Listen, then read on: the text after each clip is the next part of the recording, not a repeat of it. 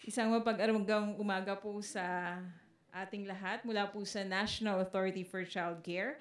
I'd like to welcome everyone to the NACC press conference to discuss the 4th Philippine Adoption and Alternative Child Care Week, or AACCW nationwide celebration.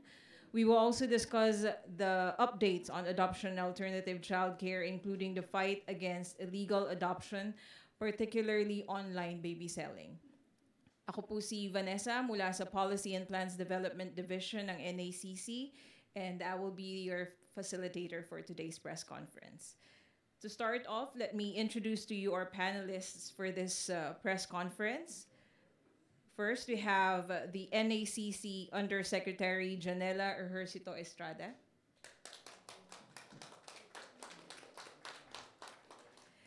Philippine National Police Women and Child Protection Center Assistant Director, Police Colonel Isagani Fetizanan.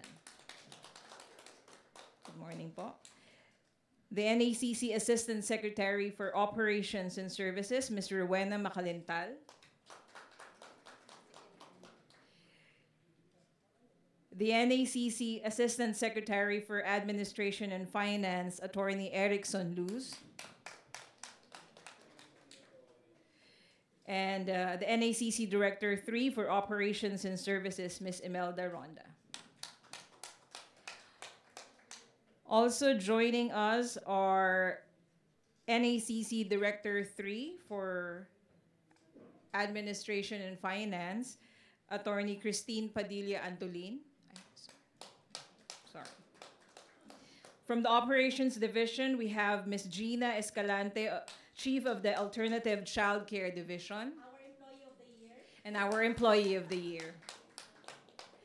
We also have Ms. Irene Fagayan, Chief of the Intercountry Adoption Division. Ms. Rosalie Preclaro, Chief of the Domestic Administrative Adoption Division.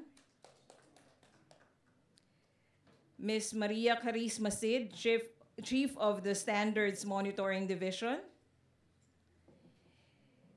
And lastly, we have Mr. Danilo Gatmaitan, Head of the Regional Alternative Child Care Office, NCR.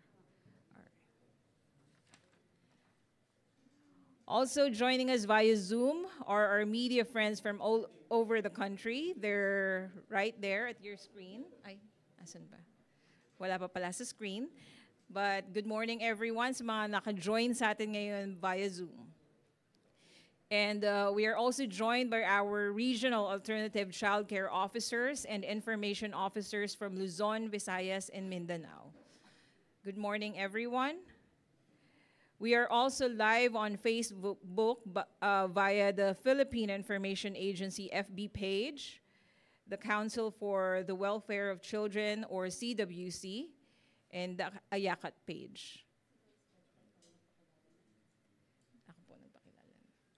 Gusto ko po rin ipakilala sa inyo ang head ng ating Public Information Division, si Ms. Lois Oliva.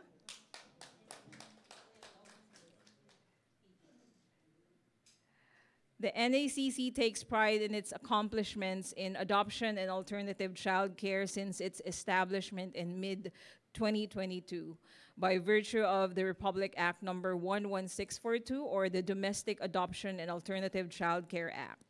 Now we'd like to present to you the NACC Accomplishment Report through this audio-visual presentation.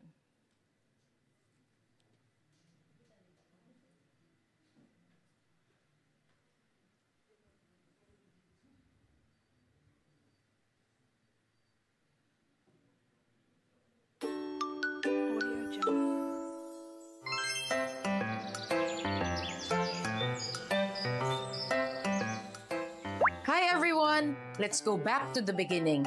Do you remember how the NACC started? In 2022, thanks to Republic Act 116.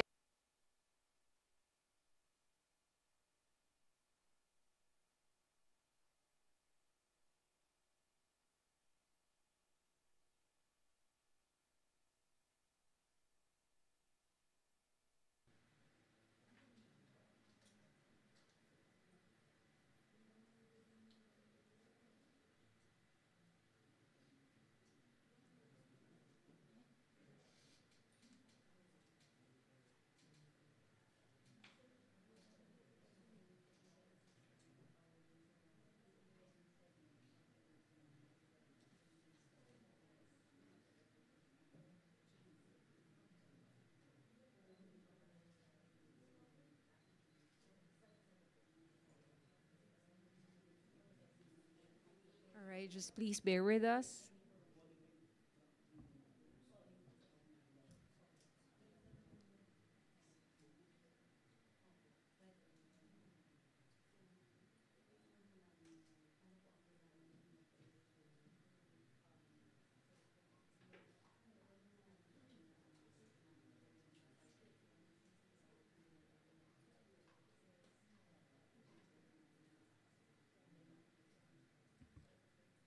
All right, pasensya na po. We're having some technical difficulties.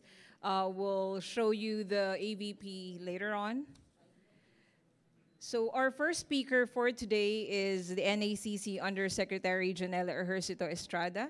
At the age of 23, Yusek Estrada was elected as the #1 city councilor of the 2nd District of San Juan and was unanimously voted as vice mayor thereafter at age 26.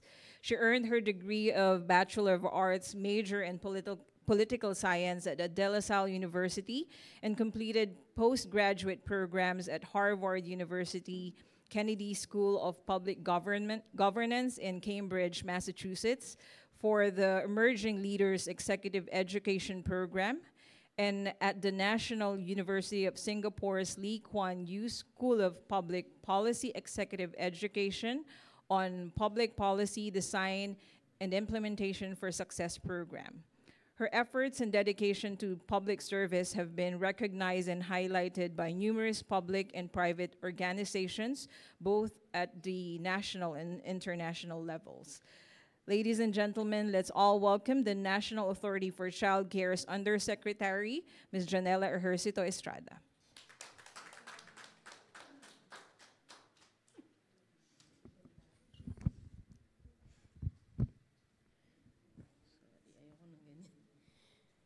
Thank you, Ms. Van. Wait lang po. Ayan. Okay, isang mapag-aragang umaga po sa ating lahat. Unang-una po, humingi po ako ng pasensya dahil na-reschedule po ang ating press conference dahil biglaan po akong naoperahan last week. Kaya 1 week pa lang po yung operation ko kahapon. Kaya pasensya na po at na-delay po tayo. And anyway, maraming salamat po sa inyong pagdalo sa ating mga kaibigan sa media, sa ating pong press conference para sa Philippine Adoption and Alternative Childcare Week or AACCW nationwide celebration ngayong Hunyo at para makapagbigay rin po kami ng update sa inyo patungkol sa iba't ibang issue ng adoption, particular na po ang online baby selling. First, I wish to acknowledge the presence of Philippine National Police Women and Children Protection Center, Assistant Director Isagani Fetizanan. Thank you po, sir. And of course, kay General Portia Manalad, maraming salamat po sa inyong dedikasyon para masugpo ang online baby selling at masigurong ligtas at protektado ang ating mga kabataan. And pagbati rin po sa ating pong mga kasamahan dito sa National Authority for Childcare, ang magbo-birthday po bukas, Assistant Secretary for Operations and Services, ASEC Rowena Makalintal. ASEC for Administration and Finance, Attorney Erickson Luz. Director Imelda Ronda, Director Christine Padilla Antolin, at sa ating po mga division heads na andyan po sa likod ngayon, Ms. Gina Escalante, Alternative Childcare Division, Ms. Rosalie Preclaro, Domestic Adoption, and Ms. Irene Fagayan for Intercountry Adoption. And regarding naman po sa ika-4 na Philippine Adoption and Alternative Childcare Week ngayong Hunyo, we are encouraging the public to go out and participate in the different events which already started last June 14. So sa iba't ibang rehiyon po yan ng bansa. The NACC along its 16 regional alternative childcare offices o yung RACOs po na tinatawag namin has conducted the nationwide bisikleta and fun run for a cause and will be conducting adoption and foster care forum and help desks and other public events to gather families, support groups, adoption and foster care champions, and child welfare experts.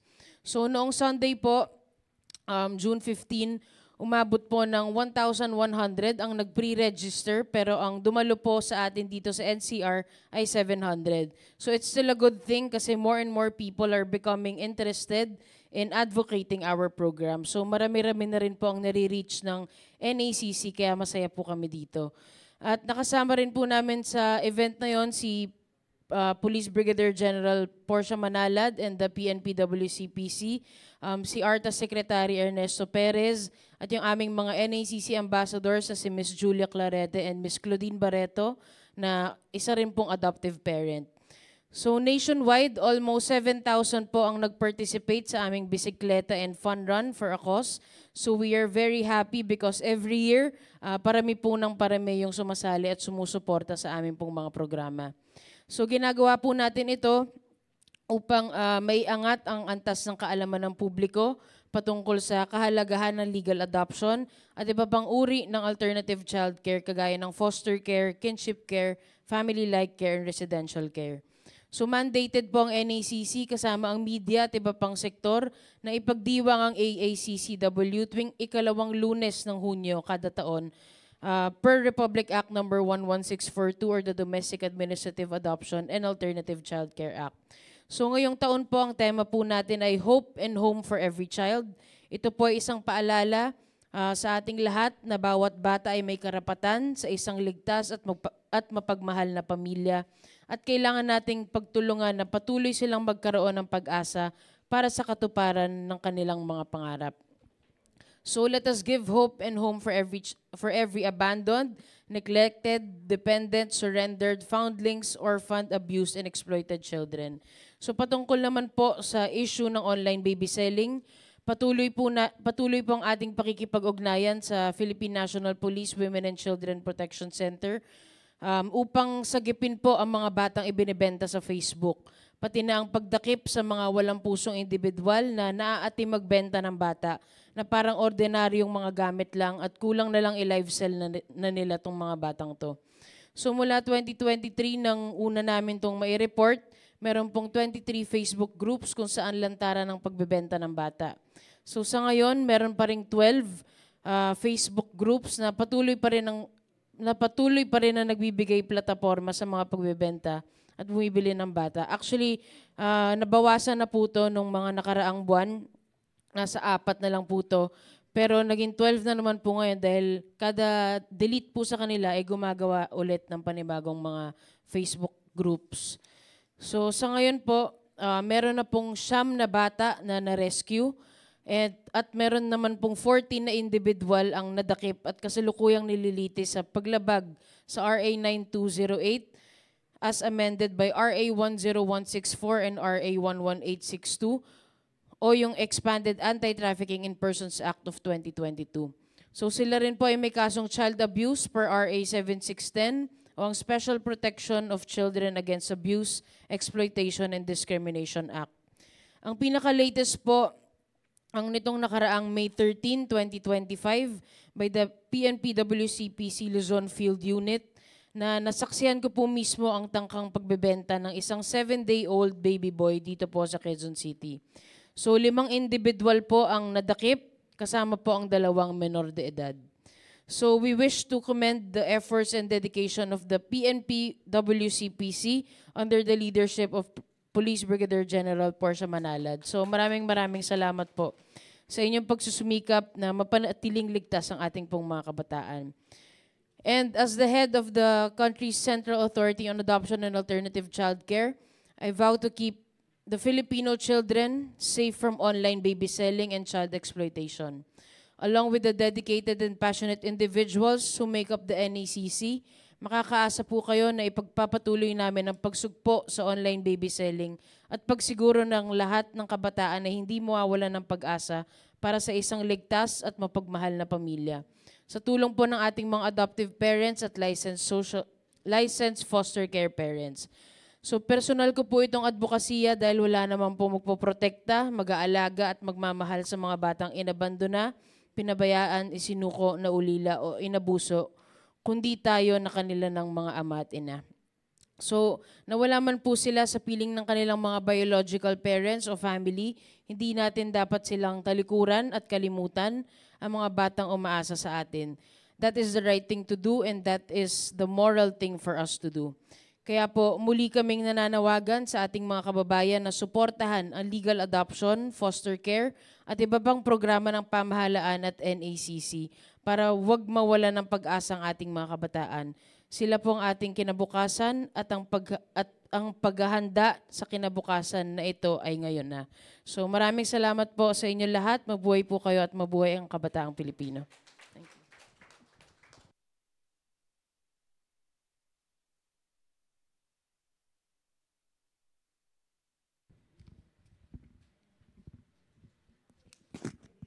Arestado ang isang maraming ina salamat matapos po. ibenta ang kanyang... Okay. Before, ayan na, so ready na po ang video natin. Before po natin i-play ang video, I'd just like to recognize the head of the Regional Alternative Child Care Office in NCR. Andito na po si Sir Danny. Also, I'd like to recognize the head executive assistant, Ms. Gretchen Sarte.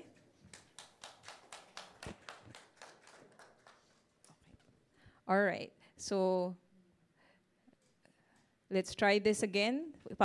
Papalabas na po namin ngayon ang accomplishment video ng NACC.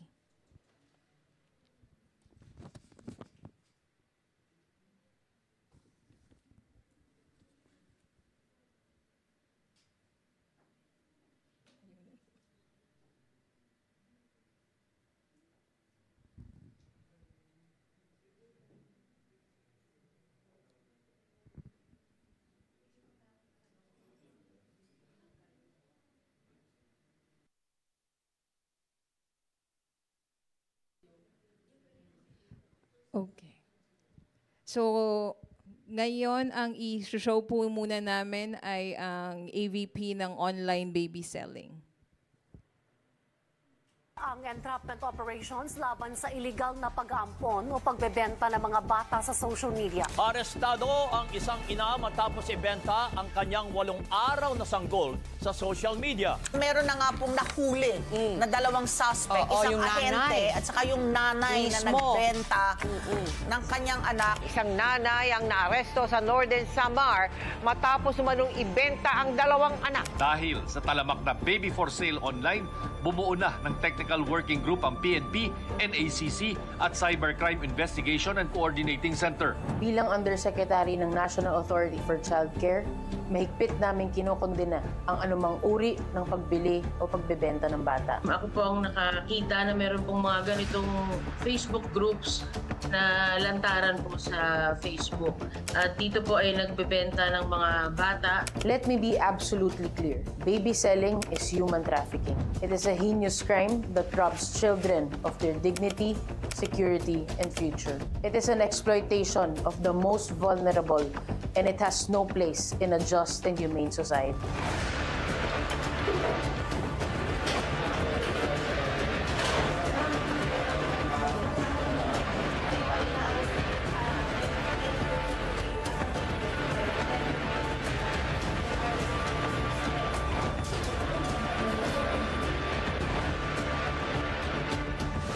No matter the reason, child exploitation is disturbing and unacceptable. Hindi po produkto ang mga bata. They are human beings with rights, emotions, and dreams. Selling or trafficking a child, whether online or in person, is not just illegal, it is inhumane. Huwag po nating tangkilikin yung illegal adoption at online baby selling dahil ito ay may karampatang parusa. Ang violation po ay yung sa Expanded Anti-Trafficking in Persons Act at ang penalty po nito ay from 20 years to life imprisonment and a fine of 1 million to 5 million pesos. Sa mga taong nagbabalak bumili ng sanggol, hindi po kayo inosente. You are part of the crime. Kung walang bibili, walang magbebenta. The cycle stops when the demand stops.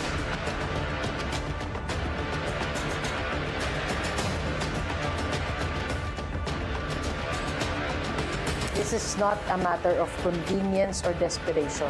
Ang pagbili ng bata ay illegal, immoral at nakakasama sa bata. At kapag kayo ay nahuli, kayo ay mananagot. You will face prosecution to the fullest extent of the law. There's no excuse for illegal adoption. The NACC has made legal adoption simpler, faster, more accessible, and less costly. Hindi na kailangan ng abogado o pagdinig sa korte. Kailangan lang ay taus-pusong hangaring bigyan ng permanenteng tahanan ang isang bata. Idinaos ngayon sa Davao City ang First National Congress on Adoption and Alternative Child Care for Mindanao Cluster. Sa pahayag ni National Authority for Child Care Undersecretary Janela Ejercito Estrada, mas paiigtingin pa ng ahensya ang implementasyon ng programa para sa pag-aampon at alternative child care katubang ang mga local government units. Doon na tayo sa legal na paraan ng pag-aampon. May mga tamang paraan po para gawin po ito at hindi yung bumibili ka na lamang. Mas pinabilis at pinadali na nila ang legal na paraan ng adoption o pag-aampon. Kung dati umaabot ito ng maraming taon, ngayon ang proseso aabot na lamang ng 6 hanggang 9 na buwan. Sa bagong administrative adoption, hindi na kailangan idaan sa korte ang proseso. Lumapit lang sa NACC ang mga nais mag-ampon o magpapaampon. Kung talaga hindi po nyo kayang bigyan ng magandang buhay yung inyong mga anak, ay andito naman po ang gobyerno para po tumulong sa kanila. Kung nais mong tumulong at mag-ampon, gawin natin sa tamang paraan. Lumapit lamang po kayo sa aming Regional Alternative Child Care Offices na meron sa bawat region ng ating bansa. Let this serve as a warning and a call to action. Together, let us put an end to this injustice. Protect our children, report abuse, reject exploitation. Protektahan natin ang kabataang Pilipino because every child deserves love and every child matters. Marami pong salamat.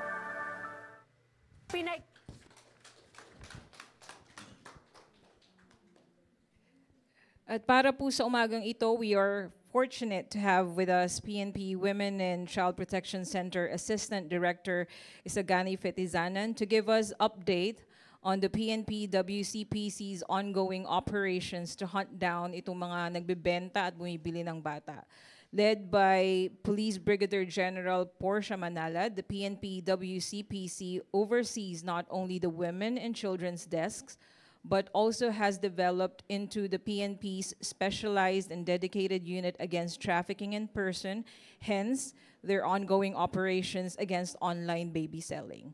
Malaki po ang pasasalamat ng NACC sa PNP WCPC dahil agad nilang inaksyonan at hanggang ngayon ay masugid nilang tinatrabaho ang aming kampanya laban sa online baby selling. Kaya po, to give us updates sa umagang ito, may I call on the PNP WCPC Assistant Director, Police Colonel Isagani Fetizanan.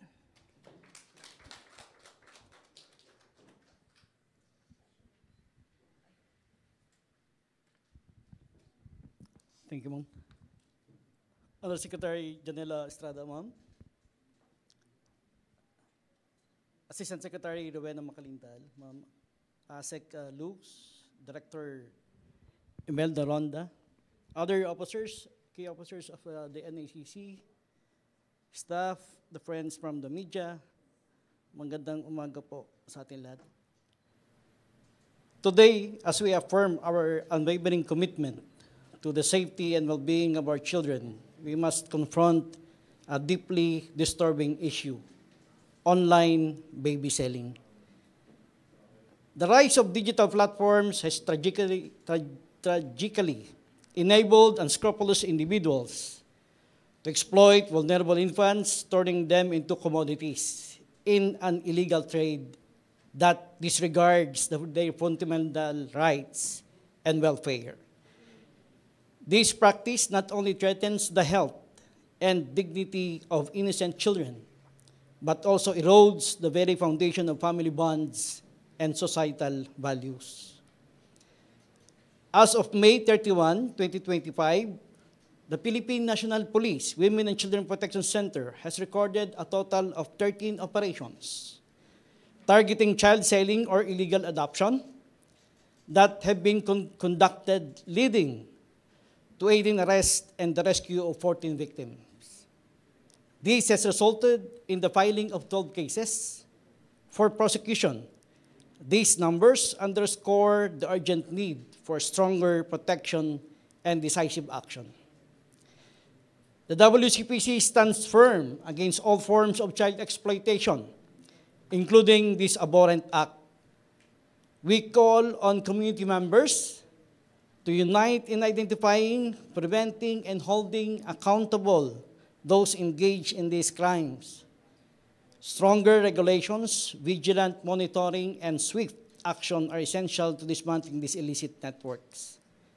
Safeguarding our children is a collective duty. We urge parents, caregivers, and citizens to stay alert, report any suspicious activity, and support initiatives aimed at eliminating this grave human rights violation.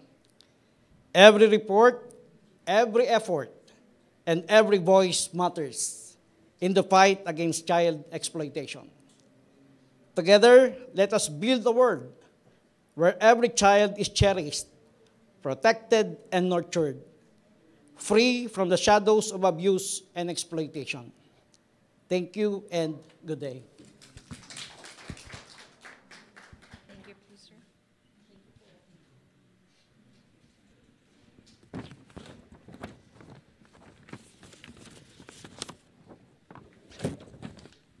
Thank you po, Sir Isagani.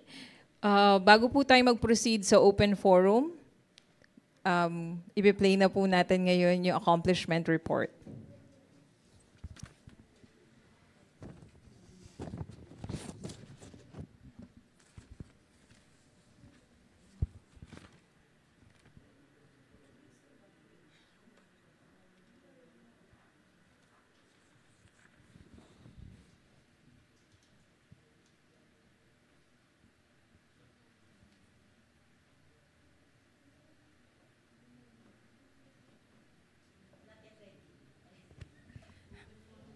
Alright. Okay. So ayaw niya talaga. Pero siguro, hopefully bago matapos ang araw na ito, ay ma-play natin ang ating accomplishment video. So now we will proceed to the open forum, and I'd like to request everyone, just please raise your hand to be called. And asan po ang microphone po natin? Okay, nandyan po. Okay.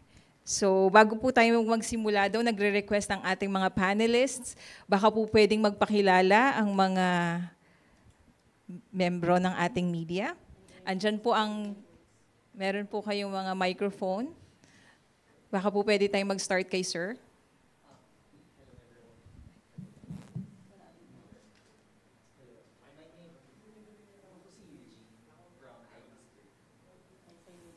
Good morning, Sir Eugene.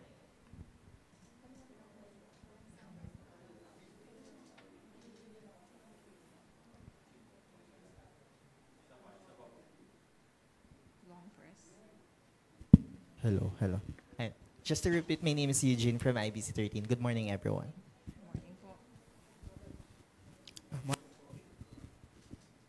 Rod Lagusad po from PTV.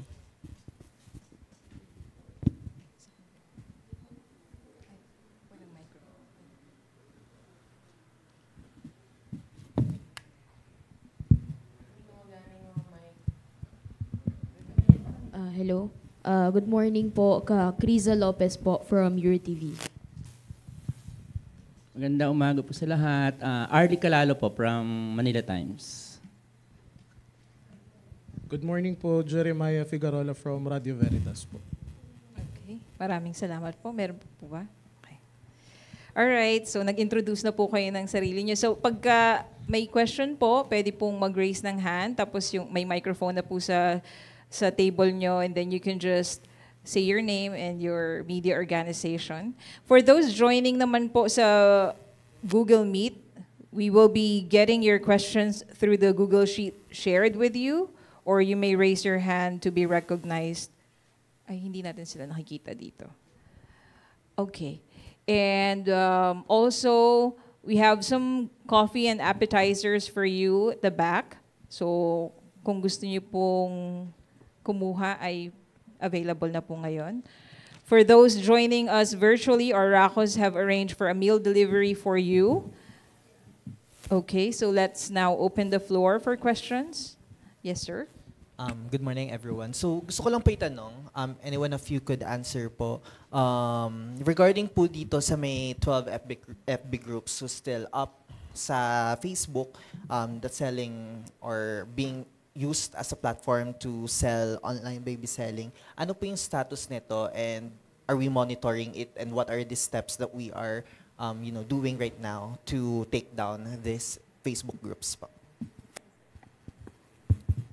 As of now, May 12 nga po na bago ulit sa Facebook, and we reported it to CICC already.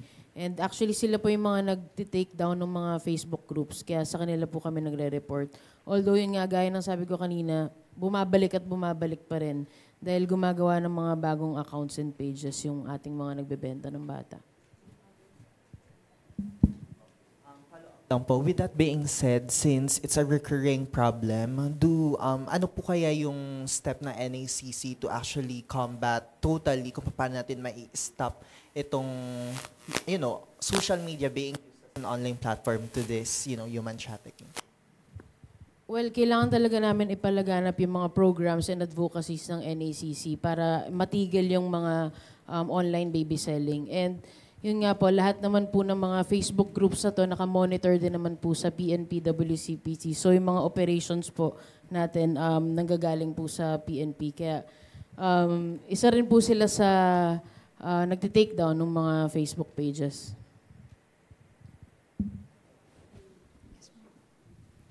And alongside po, ilan po doon sa mga still existing na mga Facebook groups are, sabi nga po ni Yusek Janela, niluluto ng PNP for their entrapment operations. Tama ba na in-announce ko yun dito? And another strategy po ay meron pong binuo ang ating Interagency Committee Against Trafficking in Persons. Meron po ngayong Committee on Illegal Adoption na pinamumunuan po ni Undersecretary Janela Ejercito Estrada at ng NACC. Ito po ay ang miyembro po nito ay mga national government agencies na in charge po para labanan ang trafficking at illegal adoption. Ang miyembro po nito ay DSWD, PNP, NBI, Bureau of Immigration, nandyan din po ang PSA, nandyan din po ang ating DOJ, IACAT, DILG at iba't iba pa pong ahensya ng pamahalaan na in charge po para masiguro natin na hindi magagamit ang adoption para po sa pagtatraffic ng bata at labanan po ang illegal adoption.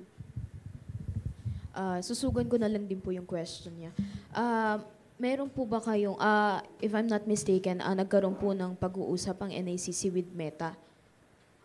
Ano po yung update dito kaugnay dun sa mga Facebook groups na ito? Or kung hindi man nagkaroon ng pag-uusap, are you trying po ba na makipag-usap sa Meta?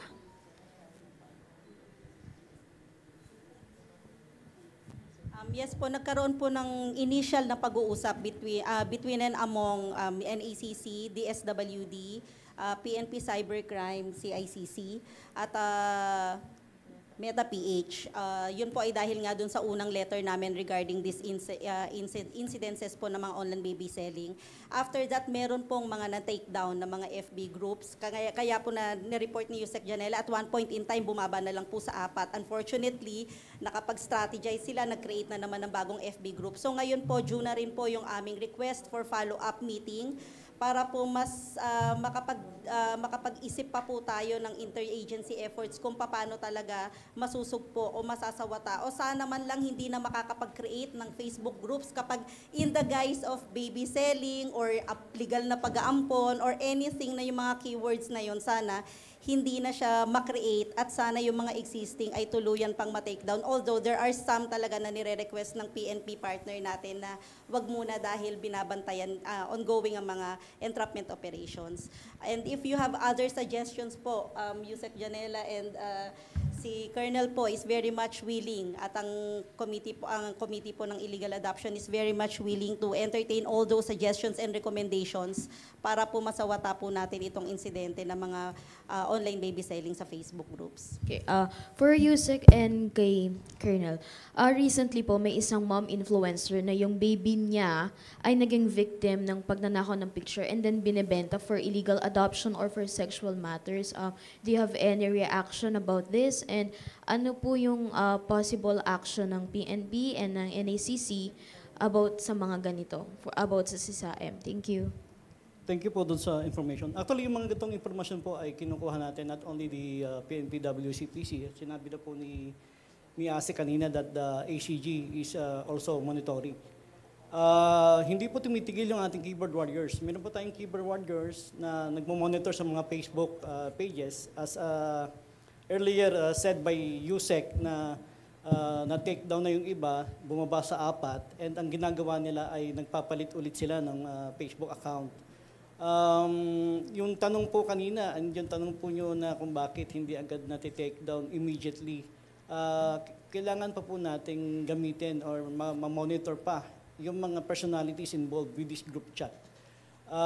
Napakabilis po, napakadali para sa kanila ang gamitin ang Facebook. We also coordinated with Meta, the PNP po, not only yung baby selling but trafficking in person in general at saka yung OSAIC natin. And through request ay ginagawa po ng aksyon ng Meta. On the part of the community po and the media, nandito po ngayon, yung impormasyon po ninyo, kagaya po ng sinabi ni Yuse kanina, ay makakatulong ng napakalaki sa amin. Yung nanay na nag-post sa TikTok ay minomonitor na po namin ngayon. We are coordinating with the mother with regards to the reality of the information and the persons involved. So, yun po ang namin sa pakikipag-ugnayan sa NACC at sa DOJ through the IACAT ay pinag-anuhan namin kung anong kasong pwedeng ikaso sa kanila. Ang isang pinakamahalagang aksyon na ginagawa namin is ma-rescue itong mga bata na ito. At alam natin na wala silang kinalaman o kaalam-alam dito sa ginagawa sa kanila. So, two-pronged approach po ang ginagawa natin, rescue and prosecution of the persons involved. Message or advice po sa mga moms na minsan pinopost yung mga anak nila on social media, which is very prone nga sa mga ganong bagay. Thank you po. Thank you din po doon sa ano ninyo. Ang mensahe lang po ng inyong PNP-WCPC ay mag-ingat po tayo na mag-post ng kahit anong picture sa social media ng ating mga anak. Alam na po natin ang kakayahan ng artificial intelligence na kukunin ang mukha ng inyong mga anak at ililipat sa ibang katawan at ipopost naman for other reasons or kung saan namang rason na magiging biktima itong inyong mga anak. Yung artificial intelligence, madami na po ngayon, tsaka mga fake news, baka po mabiktima tayo. So we have to be cautious. Yung ating po mga magulang ay dapat ay pakaingatan ang kanilang pagpo-post, lalong-lalo na po sa mga social media. Hello. Ma'am, sir, how do you describe as to the status about this human trafficking, especially yung sa illegal online selling? How do you describe? Is it alarming? Sa ngayon po, hindi pa po namin masasabi na nandun na tayo sa very alarming stage. But wag na po nating dalhin doon sa ganong estado. Kaya nga po, nag-create na po ng technical working group ang NACC with the PNP, the cybercrime group, the IACAT, as kami po ay member din ng IACAT, ay para maprotektahan na natin at hindi na natin paabutin pa doon sa very alarming na estado ng online selling. Hindi po namin magagawa ito, of course, without the support of the community. Yung mga biktima po natin, yung mga kapitbahay, mga concerned citizen na magpaparating ng impormasyon kung ano man ang mga impormasyon na dapat na makuha, ang isang malaking tulong para sa atin po. Good morning po. Tanong ko lang po para sa mga Filipino citizens, yung mga concerned po, saan po kaya sila maaaring mag-report or magpunta sakali pong maka-encounter ng mga online child selling at yun pong mga abuse and human trafficking po na inyong binabantayan?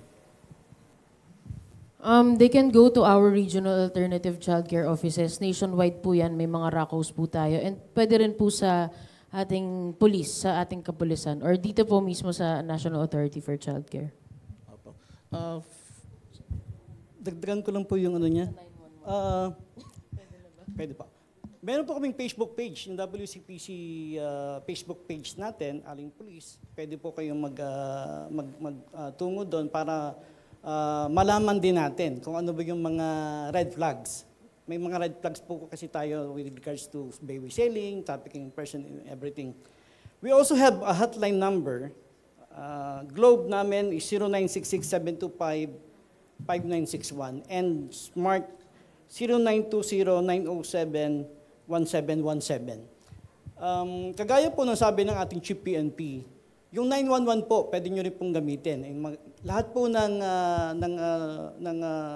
hotline numbers ng PNP ay pwede nyo pong gamitin sa anumang impormasyon na gusto nyo iparating.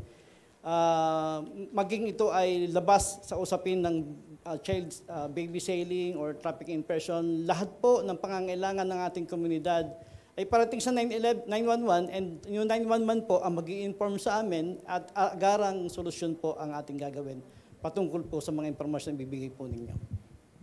Follow up po from the Catholic Church media po kasi.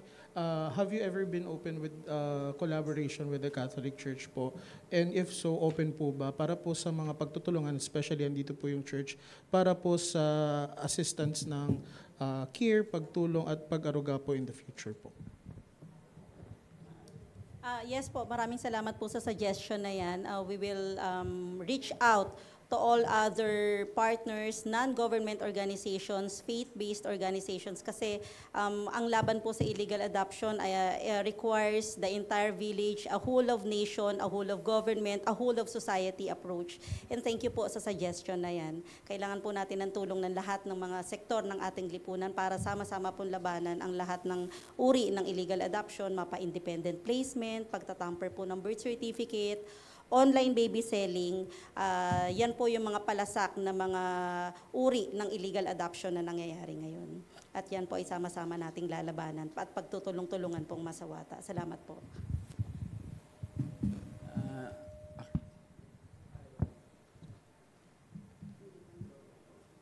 Wala na. Hello. Ayun po, follow up lang po, circle back lang dun sa paggamit ng, you've mentioned ma'am, dati 4, naging 13, and paano ba yung coordination sa Meta? Pag ba kayo ay nag-coordinate, how long, gaano katagal yung response time? Kasi it's been an issue with the DICT, kahit na may green lane sila about sa fake news, that it will take time bago ma-take down yun. Pero on your part ma'am, meron na bang pag-uusap sa Meta? Because most likely, labag to sa community standards nila. Well, actually, to be honest, nung nakipag-meeting ako sa Meta, wala talagang concrete plan na nabigay sa akin. Dinirect nila ako sa IACAT. And then, after nun, dinirect naman nila ako sa DICT, sa CICC. Kaya, yun na yung pinaka naging, yun na yung CICC na yung, dun na kami nagpatulong sa kanila. Kasi yung Facebook Meta is talagang wala namang natulong sa amin. Yun ma'am, yun nga nabanggit kasi wala silang parang physical na opisina dito pero they have personnel. Ano raw po sabi ng DICT? I mean, if we could, take down these pages, mas madali for the enforcement and all that. Wala silang platform para mapag-usapan. Ano raw po yung pwedeng gawin na lang po? Actually, sabi ni CICC, meron silang tool, may sarili silang tool na ginagamit for this. And ang tinanong lang nila sa amin is magbigay kami ng mga keywords na kung ano yung mga dapat i-take down. So, nagbigay naman kami and yun nga, since nagbigay kami, na-take down naman yung mga Facebook groups na yun. Pero ngayon nga, meron pa rin. So, baka kulang yung mga, paano ba to? Yung pag-monitor nila sa mga Facebook groups. Pag ano ma'am, if you could describe, pag nag-report kayo sa CICC o DICT, gaano katagal po yung response? Paano po ba yung correspondence nyo? It depends kasi minsan pag nagsusulat kami sa kanila, after a week, wala na yung mga groups Pero minsan may matagal din, may mga isang buwan. Pero usually mas mabilis kaysa mas matagal. So, effective naman yun, ma'am? Para doon kasi naman. Sa 13 ngayon, so pwedeng like next week wala na ulit yun? Yes, ganun nga. Pero yun nga, gaya ng sabi ko kanina, umuusbong pa rin yung iba. Bumabalik pa rin yung iba. Sa part naman po ng PNP, can you describe lang po yung nature? Paano ba nila ginagawa through Facebook platforms po yung pagbebenta? Like, most likely siguro anonymous tong accounts na to. Like, do they post pictures? Doon ba sinasabi yung mga location? paano ba yung system po para ma-entrap natin sila? Parang how do you do it? Actually, ang ginagawa nila, they post information about kung ano yung ibibenta nila. And then afterwards, pag may nag-message na doon, pupunta na sila sa chat group, mag-uusap na silang dalawa kung sinong interesado, and then doon na nagkakaroon ng transaction. Yung iba naman ang ginagawa, may middleman. Not actually the parents themselves ang nagpa-facilitate. May facilitator, and then ito yung mga facilitator na to ay posing as social worker or charity workers. Sasabihin nila na they will receive money out of ganito, and then sila na makikipag-usap. At the same time, yun din ang magiging status noon. Pupunta sila sa chat group, and then sila na magdidil ng pag-uusap. Napakahirap lang para sa PNP na ma-monitor kasi minsan pagka natutunugan nila na nape-penetrate natin yung kanilang account, pag binuksan ulit natin, dissolve na or deactivated na yung account. So they will create another account para doon sila mag-usap. So patuloy pa rin ang ating pagsisiyasat through our keyboard warriors nga, and then our mga agents in coordination and cooperation with other agencies, lalong-lalo na po yung NACC, IACAT, and then the DSWD. Sir, limitado ba siya sa Facebook lang o other social media platforms? Like yung mga messaging apps, hindi niya. Sa ngayon, yung Facebook pa lang ang nakikita namin na very active na ginagamit nilang platform. Other social media platforms ay iniimbestigahan din namin, but along the way, wala kaming na-intercept pa na messaging app na dealing with baby selling. Sir, dagdag na lang po sa akin. Do we see like these are individual groups or middleman or may grupo na somewhat interconnected o matagal nang ginagawa to? Do we see like that angle? With regards to organized syndicated crime groups pertaining to this, wala kami nakikita. Parang individual transaction lang to. Sabi ko nga kanina, minsan direktang yung magulang at minsan naman ay may facilitator lang. And then per transaction lang sila. After nila na successfully mabenta yung bata, ay maghahanap na naman sila ng willing victims na maano nila na ibenta sa kanila yung mga anak nila. Sir, correct me if I'm wrong. Walang syndicate group at the moment, pero you mentioned na parang merong, ito talaga yung trabaho, maghanap ng mga batang pwedeng ibenta. Ganun ba yun? Kaya ang sinasabi ko is, hindi natin masabi na ito nagkikreate ng Facebook account, ay ito yung kanilang talagang because they are a Facebook account na ang participants ay hindi magkakakilala. From other areas, Mindanao, Visayas, kasi siya, and then depende na lang sa pag-uusap nila. Pag nakita nila sa Facebook, they will transfer to messenger or direct message sila with regards to the transaction. Yung sinabi ko kanina na may possibility, not actually but may possibility na pagka yung middleman ay successful, nakapagbenta ng bata, ay maghanap na naman ng willing victim na ibebenta yung kanyang anak. So yun ang kailangang makuha naming information from the public and from other informants. Sir, dagdag na lang po. May profile ba tayo usually? Sino yung mga biktima? Usually ba outside Metro Manila? And based on your info, magkano ang bentahan po ng mga bata? Yung victims profile natin is not confided in Metro Manila. Meron tayo in Pampanga, Region 3, Region 4, Visayas Region, and Mindanao areas. Meron din tayo. With regards to the range, ay depende sa pangangailangan nung nanay.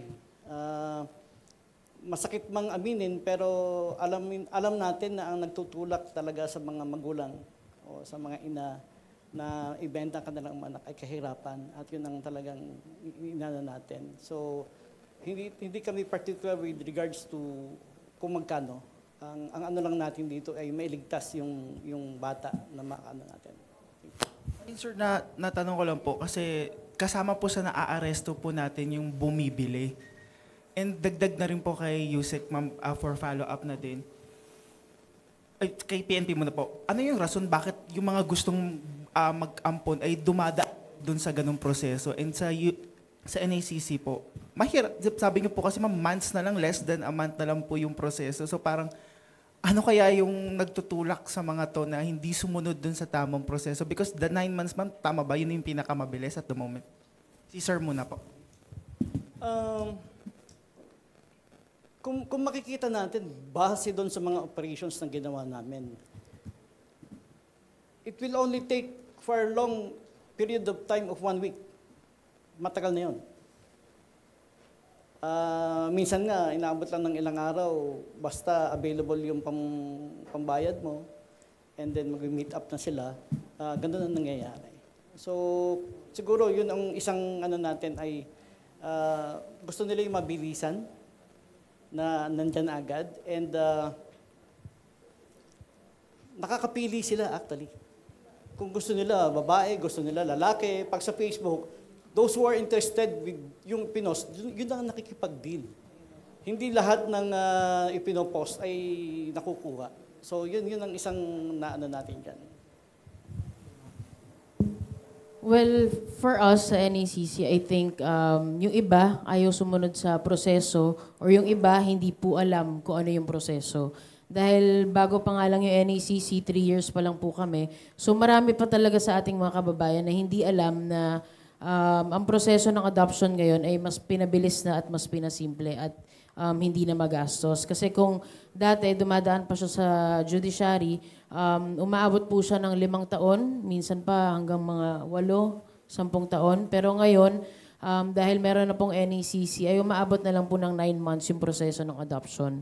And personally, yung iba siguro ay gusto rin pagkakitaan yung mga bata. Kaya nagre-resort sila sa ganitong pagbebenta ng mga babies. Dagdag na lang, ma'am. Ano ba yung parang minimum requirements para, mabigyan ng certificate for adoption po? O pag pumasok po sila dun sa proseso, ma'am, after 9 months, magiging qualified sila to be, adoptive parents?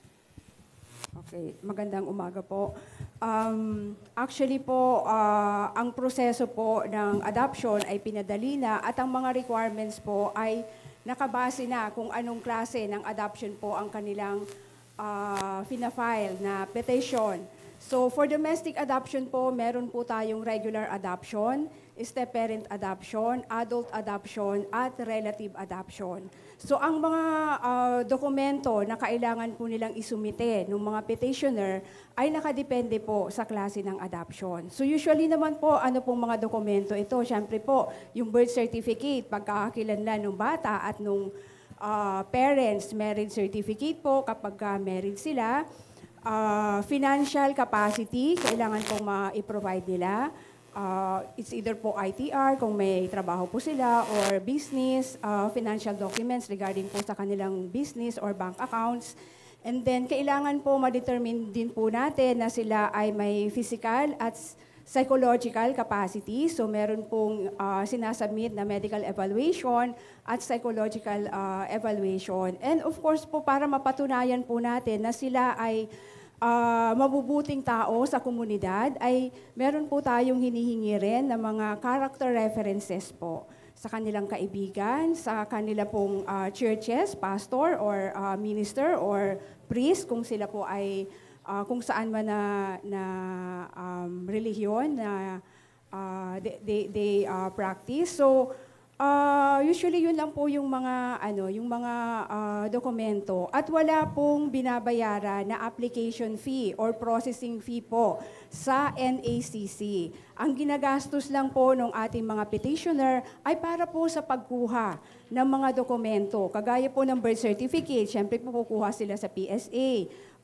Police clearance, I'm not sure kung meron pong bayad o libre sa PNP yung pagkuha ng police clearance. And of course, yung mga NBI clearance and medical and psychological report. So yun lang po, depende po sa type ng adoption at sila po ay ina-assist ng mga adoption social worker mula po sa mga partner natin ng mga LGU, Local Social Welfare and Development Office. Pwede rin po silang pumunta sa aming mga regional office at pwede rin po silang pumunta sa aming mga accredited child placing agency para po tulungan kung paano po nila ma-file at paano po maisaayos ang kanilang petition for domestic administrative adoption. Last na lang for my end, ma'am. Based on your statistics, do we see a trend na mas madaming nag-a-adapt at marami ang nakakapasa for adoption po over the 3 years since 2022? Opo. Base po, bago po na isa batas yung RA 11642, nung nasa judicial pa po, yung domestic adoption, actually sa isang taon, umaabot lang po mga 20 or less than 50 sa isang taon ang napoprocess po for judicial legal adoption. Pero nung nagkaroon na po ng NACC, actually mula po nung 2022 hanggang ngayon, June 15, 2025, ay meron na pong na-issue na 1,063 order of adoption ang NACC. So nung 2024 po, 700 plus po yung na-issue natin ng order of adoption. So marami po tayong mga pamilya ngayon na nag-a-avail nito pong bagong batas dahil nga po simple na lang po at hindi costly at pinadali na po natin yung proseso ng pag-a-adapt. Hello, Yusek, do you have this number of this abandoned, neglected, dependent children? Do you have this number? Are they, and whose custody are they? Yes, may data po kami dyan sa lahat po ng mga abandoned kids, neglected kids. Actually po, isa sa mga mandato rin po ng NACC ay magkaroon po ng database ng lahat po ng mga bata na nasa pangangalaga po ng mga child caring agencies or mga child placing agencies or kahit po yung mga LGU-RAND, residential care facilities.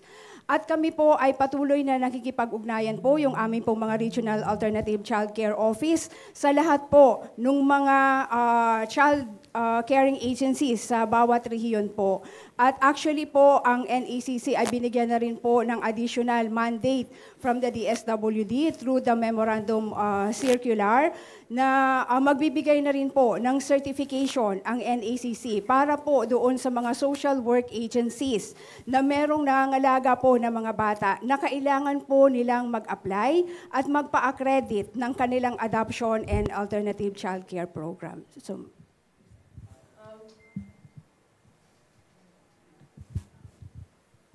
dagdag lang po, no, ito yung bago naming innovation ngayon sa NACC, yung NACC Universe. Ayan po yung ginagawa ng aming IT ngayon. So lahat po ng mga bata under the CCAs and the RCFs ay andun na po sa NACC Universe namin. So makikita po namin itong batang to ay abandoned, ito pong batang to ay neglected. So binigyan din, gaya ng sabi ni Director Imelda kanina, binigay na rin po sa amin ng DSWD yung mandate para mag-accredit ng aming mga social welfare development agencies or yung mga SWADAs. So, ang NACC po ay mag-accredit na rin ng mga iba't ibang CCAs o yung mas kilala natin bilang orphanage. So, dahil dito, mas marami pong bata ang pupunta sa aming data at makikita po namin kung ilan na yung ating mga batang inabandona, yung mga batang naulila, yung mga batang neglected. Yun po. Ito po, pwede nyo, ano to? Anong QR to? Online question. Baka pwede natin pakita sa ating media yung ano natin, NACC Universe. Pwede ba?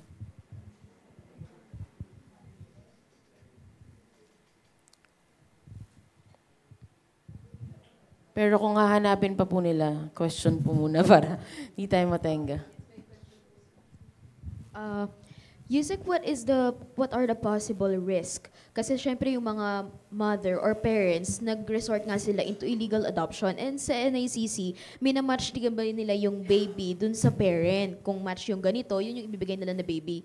Ano yung risk ng mga parents or ng mga baby kung sakali na magpapunta sila sa hindi natin masabing mabuti, pero hindi pala nila kayang masustain yung pangangailangan ng mga bata dahil nga nag-resort sila sa illegal adoption.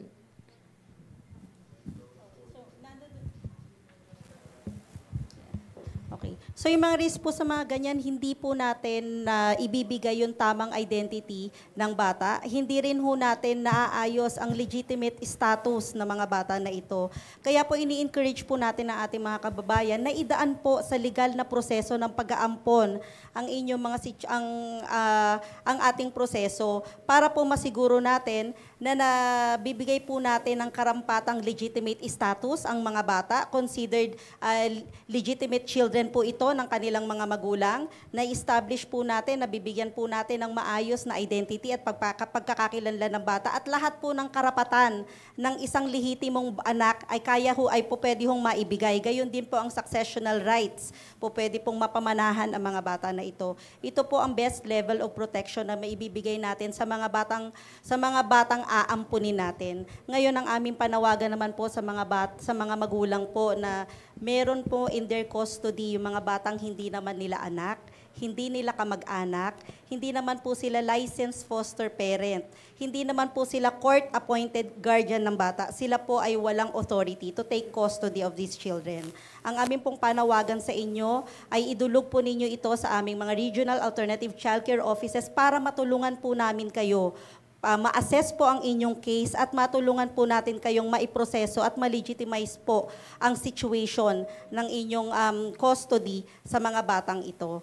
Gayon din po ang aming panawagan sa ating mga kababayan na nag-a-attempt po mag-tamper ng birth certificate. Yan po ay isang krimen, may kulong po yan. Pero under Republic Act 1122 or the Simulated Birth Rectification Act, kung kayo po ay qualified, po pwede po ninyong idulog ang inyong case sa ating mga local government units, sa ating mga LSWDO para po ma-rectify yung pagtatamper ng birth certificate at maidiretso po natin sa proseso ng pagpapaampon. And isa pa pong panawagan, lingid po sa kaalaman ng lahat, mali po yung mamimili ka ng bata. Sa legal at regular na proseso po ng pag-aampon, bawal pong mamili ng batang aampunin. Tayo po ay maraming mga bata na nasa mga child caring agencies o yung mga ating mga orphanages na nangangailangan at nagdadasal po na magulang na mag-aalaga sa kanila. Meron po tayong proseso na minamatch po natin yung pong bata na na-issuehan ng certification declaring the child as legally available for adoption. Ina-assess po kung ano ang tunay na pangangailangan ng mga bata na ito at minamatch po natin ito sa mga approved prospective adoptive parents ng ating team of multidisciplinary experts. Sa lahat po ng ating mga regional alternative childcare offices, meron po tayong child psychologist, social worker, lawyer, pediatrician at NGO representative from child caring agencies po. Ito po mga eksperto na to ang nag-a-assess po ano ang pangangailangan ng bata at kanino po pwedeng i-match yan na prospective adoptive parents. So meron po tayong judicious process ng pagmamatch ng bata. Hindi po tayo dapat namimili ng bata. Kaya yun po yung mga guaranteed protection. Kaya po mas ini-encourage po natin na dumaan po tayo sa legal na proseso ng pag-aampon. Kasi pag hindi po, yan po ay tantamount to trafficking or illegal adoption. Yan po ay krimen, may kulong at meron pong parusang habang buhay na pagkakakulong. Gayon din po ay pagbabayad po ng 1 hanggang 5 milyong piso.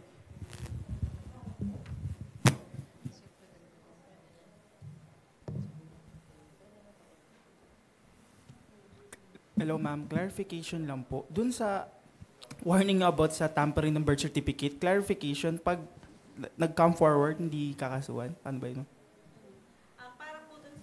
Para po dun sa mga cases po na nangyari po 2019 backwards, yung pong effectivity po ng batas, sila po ay po pwedeng dumulog sa ating mga local social welfare and development offices. Idulog po nila yung kanilang case para po sila ay matulungan na makapag-avail po doon sa amnesty na binibigay ng batas. Kasi until 2029, hindi po sila mapaparusahan.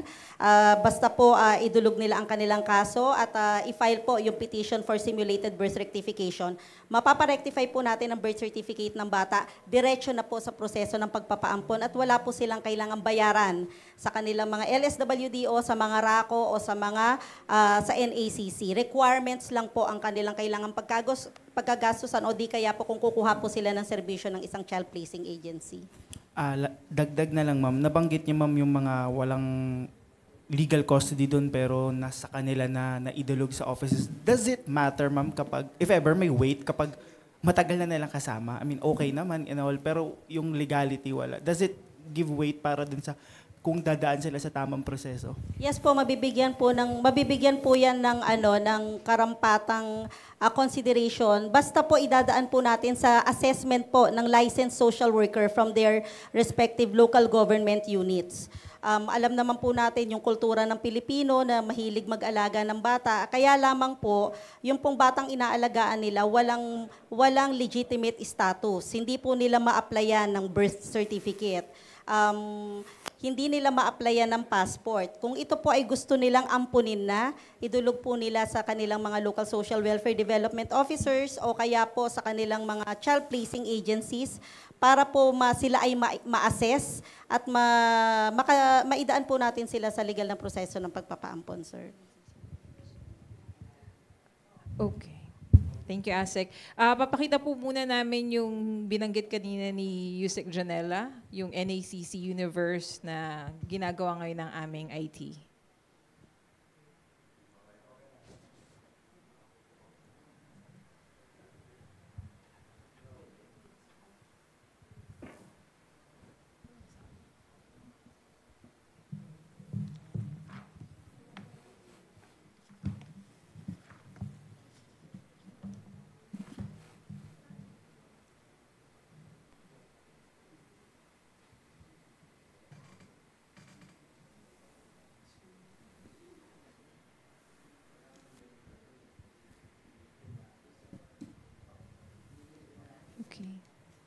So habang nire-ready po natin, gusto ko lang pong isingit isa po sa mga online questions from Philippine Expose, Calabarzon.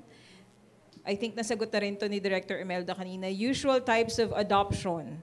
And so nasabi na ni Director Imelda, and challenges of PAPS. So ito na lang po. Ano daw po yung mga challenges natin pagdating sa mga PAPS at kung ano, or mga prospective adoptive parents, at ano yung mga hakbang na ginagawa ng NACC para matugunan ito?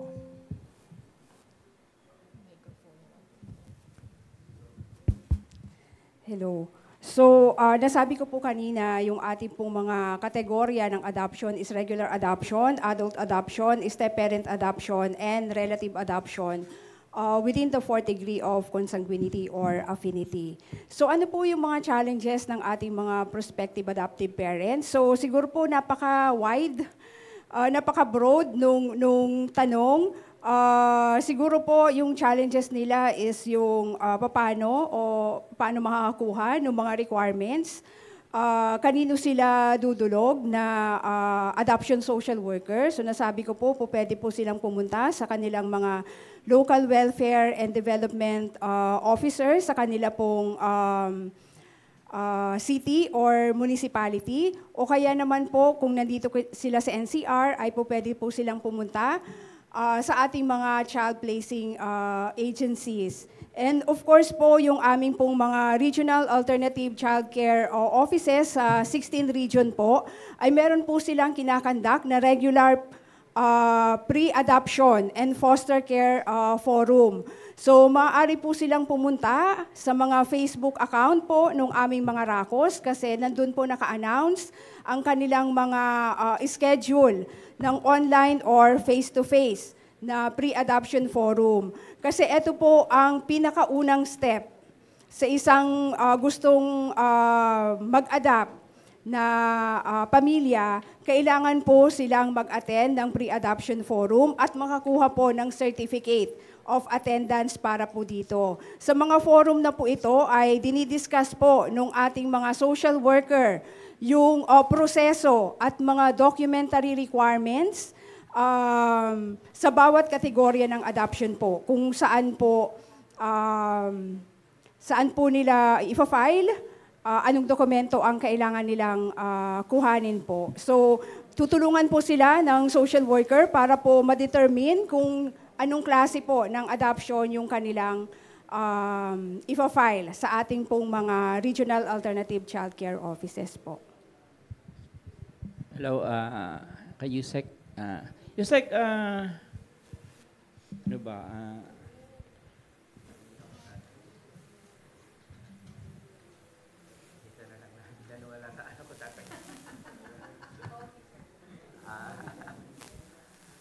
Wala. Sige po, pag naalala niyo po mamaya. Okay. Meron pa pong isang question dito from PIA Ilocos Sur. Naganap recently sa vegan ang bisikleta. Gaano po kaimportante ito?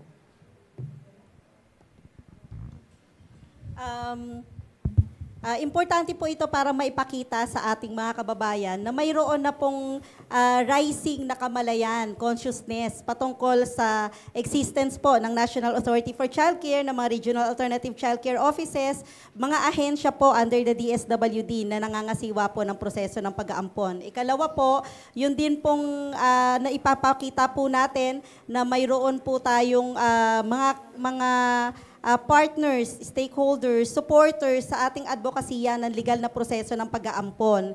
At pinopromote din po natin ang positibong environment para sa ating mga adoptive families. Wala pong problema sa terminolohiyang ampon.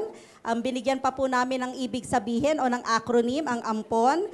Anak, magulang, pamilya, ordinaryo pero natatangi. At sa ating lahat po, there is an ampon in each one of us. Dahil isa tayong anak, isa ho tayong magulang, bahagi po tayo ng pamilya, mga ordinaryo man tayo, but when we rise up to the challenge of child protection, we become natatanging mga heroes po ng mga batang ito. So yan po yung mga mensahe na ipinarating natin dito sa ating simultaneous bisikleta from Luzon, Visayas, Mindanao sa amin pong 16 Regional Alternative Childcare Offices na ang mga pamilyang Pilipino po ay sama-samang tumutugon sa advokasya ng legal na proseso ng pag-aampon, paglaban sa baby selling, paglaban sa trafficking, paglaban sa illegal adoption, at pagpopromote na rin po at panawagan sa mga pamilyang Pilipino, baka po nasa puso ninyo ang pagbibigay ng tahanan at pagmamahal sa mga batang nangangailangan ng pamilya, maaari po kayo mag-apply bilang prospective adoptive parents o di kaya naman ay foster parents.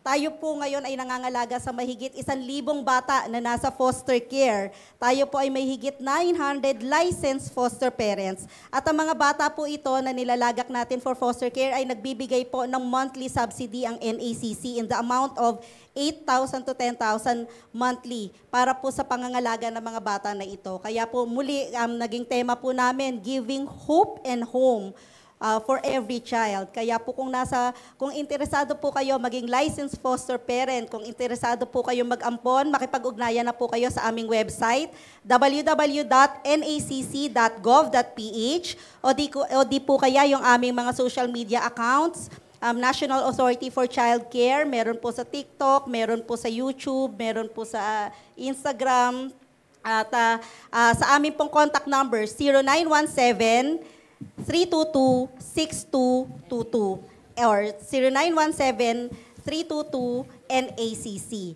Ang aming pong email address ay adoption@nacc.gov.ph. So kung meron po kayong report ng illegal adoption o meron po kayong inquiry, gusto ninyo maging foster parent, gusto ninyo maging prospective adoptive parent, o kayo po ay nagtamper ng birth certificate ng batang inaalagaan ninyo, o di kaya naman kayo po ay may custody ng bata na matagal na pong nasa inyo, kayo po ay makipag-ugnayan para matulungan po namin kayo kung paano po natin maaayos ang estado ng mga batang nasa inyong pangangalaga.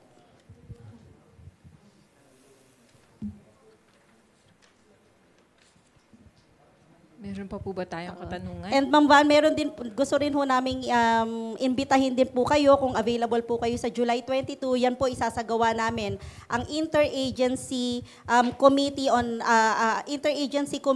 on Adoption and Alternative Childcare ng NACC. At meron po yung Committee on Illegal Adoption. Diyan po ay magsasama-sama po kami ng lahat ng mga government agencies including DICT na hindi ko nabanggit kanina, CICC, para po mapag-usapan ang mga current issues po, challenges sa legal na proseso ng pag-aampon. Nandiyan po, pag-uusapan po natin yung online baby selling, pati po yung updates at yung mga questions at inputs po ninyo. Yan po ay pag-uusapan natin doon under chairpersonship po ni Yusek Janela. Gayon din po yung patungkol po sa independent placement, simulated birth certificate at issue na rin po ng surrogacy.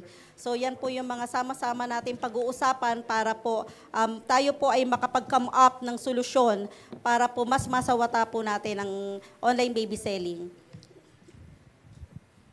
Salamat, Asek. Sir, meron po kayo.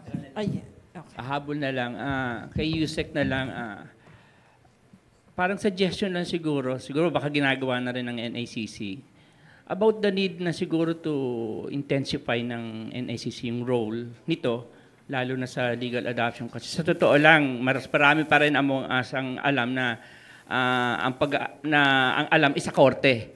Hindi nila alam na may NACC. Sa totoo lang, marami ang nakakaalam na gusto. That's why that discourages them to adapt na through yung legal adoption, and then ayun nagpupunta sila doon sa illegal adoption. So siguro there's a need na to intensify para yun nga, para malaman nila na talagang NACC na lang pala, ayos na. Tsaka one more, pwede bang mag-adopt yung foreigner?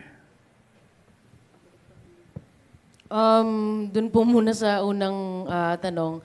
Yes, we are elevating our public awareness and meron din po kami mga information campaign and nakikipag-tie up din kami sa mga malls para sa mga cinemas para ipalabas yung aming commercial bago mag-start yung mga movies, and meron din kaming mga billboards sa EDSA, and may mga yung sa nag-tie up kami sa DOOH para mapakita yung aming mga billboards regarding anti-online baby selling. And yung mga festivals din namin, ongoing din yan. Sumasali kami sa iba't ibang festivals nationwide. And kumukuha rin po kami ng mas marami pang ambassadors para tulungan kami sa mga advocacy namin dito sa NACC. And doon naman sa, kung pwede mag-adopt yung mga foreigner, yes, meron kaming inter-country adoption.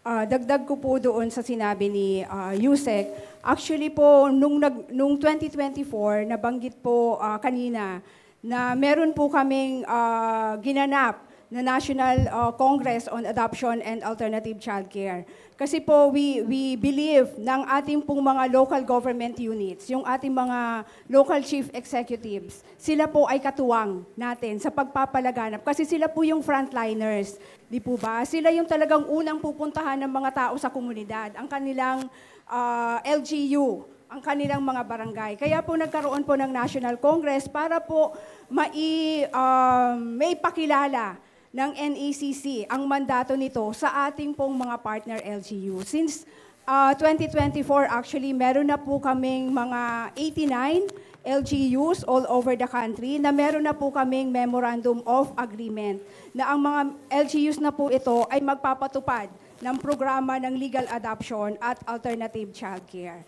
So, yun po. At ito po ay patuloy po na dumadagdag yung ating mga LGU na gusto pong Memorandum of Agreement ang NACC kasi we both believe na kailangan po na merong partnership and collaboration ng NACC at ang ating pong mga LGU as the frontliners in the community.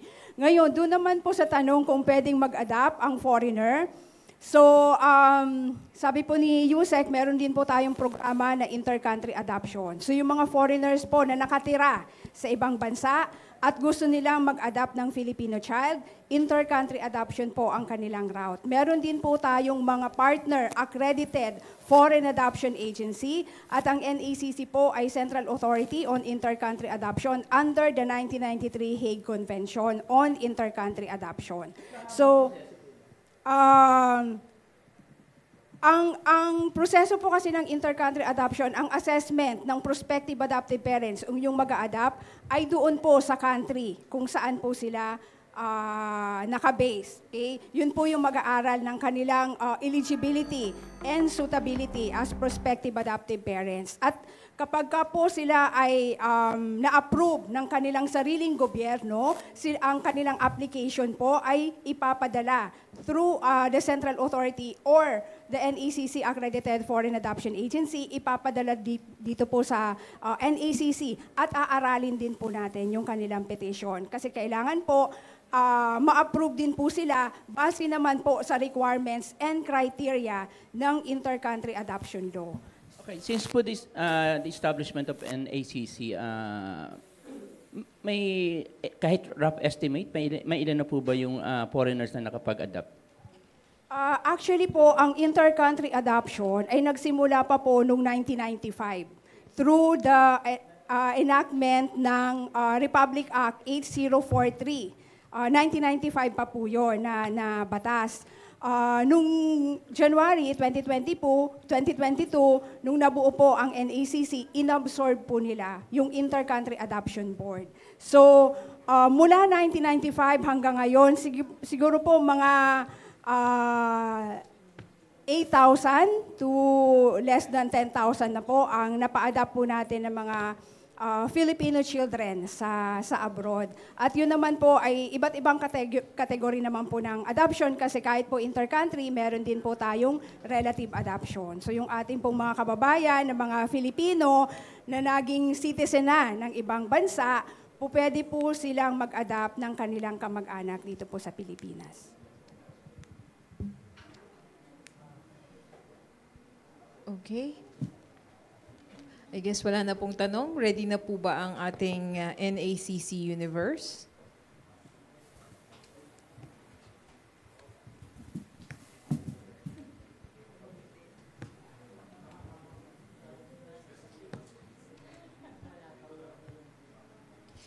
Habang pong nire-ready, pwede na po rin kayong kumuha ng food sa likod.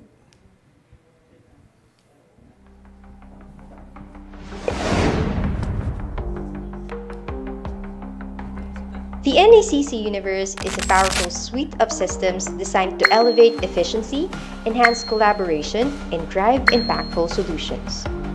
Meet the remarkable systems that make up this universe.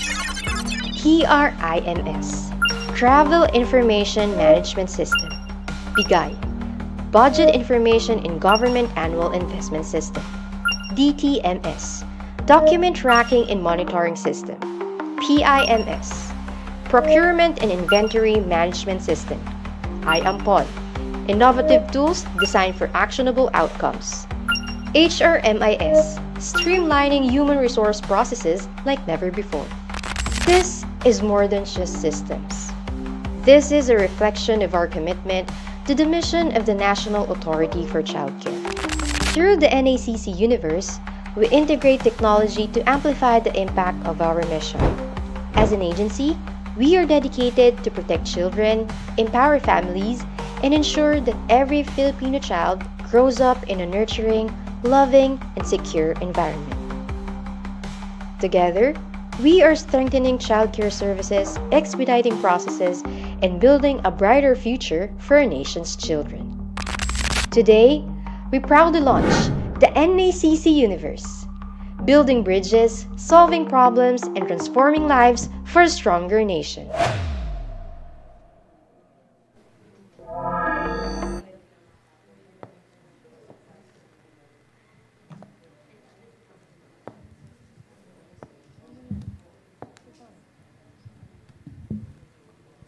Alright. Ayan po ang NACC Universe. Yung nabanggit po kanina ni Yusek na ginagawa namin para magkaroon kami ng isang universal database at malaman namin kung ilan talaga yung mga batang naabandona sa buong Pilipinas. Meron pa pong isang question online. Bombo Radio Dagupan. Anong probinsya o region marami ang abandoned na mga bata?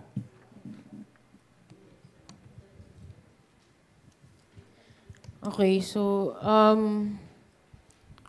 for 2023 to 2025, ito po yung data namin. So top regions with abandoned children, of course yung NCR with 57, tama ba Sir Danny? 57. And then sa Region 4A, we have 29. Region 7, we have 25. Region 3, we have 18. And Mimaropa, we have 14. So ang data po natin ng surrendered na bata ay 747 nationwide. Ang abandoned po ay 232. Neglected 220 and foundling natin is 220. Yan po ang data namin ngayon sa NACC. Alright, thank you. Yusek? Okay. Meron din pong tanong yung ating Bombo Radio Dagupan. Ano yung mga hakbang o proseso para ihanda ang mga bata at may case ba na naglayas? Naglayas siguro yung yung bata. Okay. So part po ng preparation, hindi lang po yung mag-a-adapt o yung prospective adoptive parents ang piniprepare natin for adoption. Much more po yung mga bata na ipapaampon po natin. So meron po tayong mga sa bawat child caring agencies, sa bawat residential care facilities, ang mga social worker po ay piniprepare po yung ating mga bata. Pagdating pa lang po sa sistema o pagdating pa lang ng bata doon sa child caring agencies, ay ina-assess na po ng social worker kung saan yung permanency plan for these children.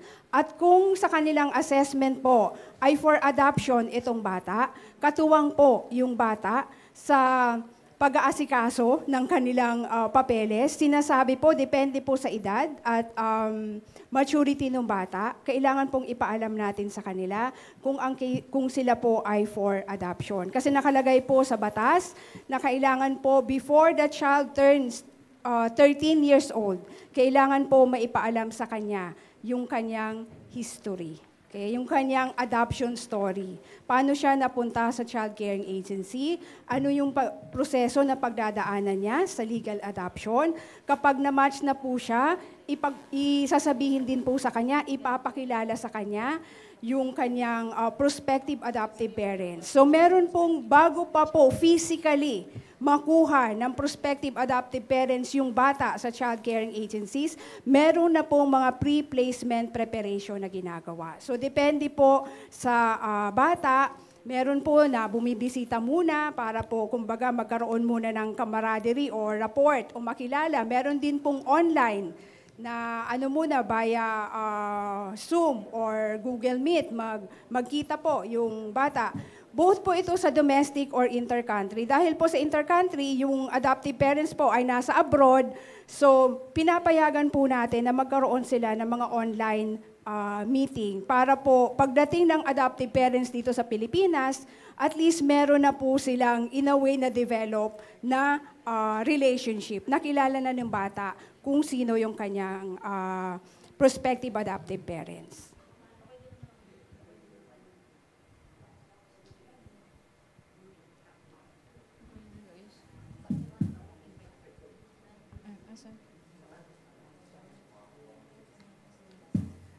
May question din po dito. Balik tayo sa online baby selling.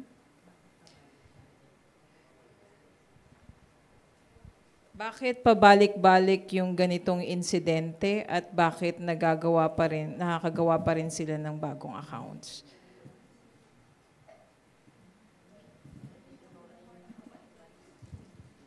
Okay. Yung pabalik-balik po yung ganong insidente ay naipaliwanag na po kanina na it involves money, in exchange of money. Kaya alam naman po natin na yung mga tao na may ibang kaisipan o masamang kaisipan ay gumagawa ng paraan para sila ay makahanap ng panibagong pamamaraan na makapag-engganyo ulit. Pero yun po ang sinasabi natin, ang inyong pong kapulisan na hindi tumitigil ng pag-iimbestiga, ng pag-monitor sa mga account na ito, sa tulong po ng iba't ibang ahensya ng gobyerno, ng NICC, ng DOJ IACAT, kasi po ay talagang nakikita natin yung importansya ng pagbibigay pansin sa ganitong usapin. Mapipigilan po natin itong ganitong sitwasyon kung magiging open po ang ating publiko na i-report kung sakali man na may pumasok sa newsfeed ninyo sa Facebook na ganitong grupo or any platform na nagpo-promote ng ganito, ay may pagbigay alam po sa amin, sa PNP, sa NACC. Hindi lang po sa WCPC, meron po tayong WCPD sa lahat ng rehiyon, sa lahat po ng local unit ng PNP. Pwede nyo pong ipagbigay alam sa kanila yung mga ganitong account, at kung sino man ang hindi gumagamit ng Facebook o ng social media at direktang nakikipag-ugnayan sa mga tao at nagpapaampon ng kanilang mga bata, ay pagbigay alam nyo po sa inyong PNP at yun po ay tutugunan namin karakaraka. Okay. And last question from Sunstar Cebu.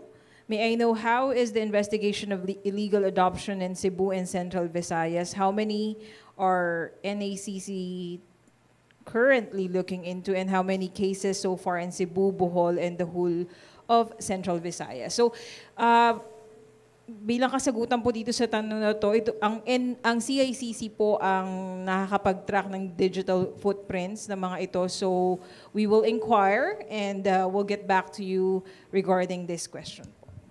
And for others po na nire-report po through NACC email, yan po ay agaran naming inaaksyonan. Nakikipag-coordinate po agad kami sa DSWD at sa Local Social Welfare Development Office at sa PNP po kung saan yung lugar allegedly kinuha ang bata. So meron na po tayong isang report na na-rescue po natin ang bata mula po dun sa allegedly ay pinagkuhanan at pinagbentahan sa bata.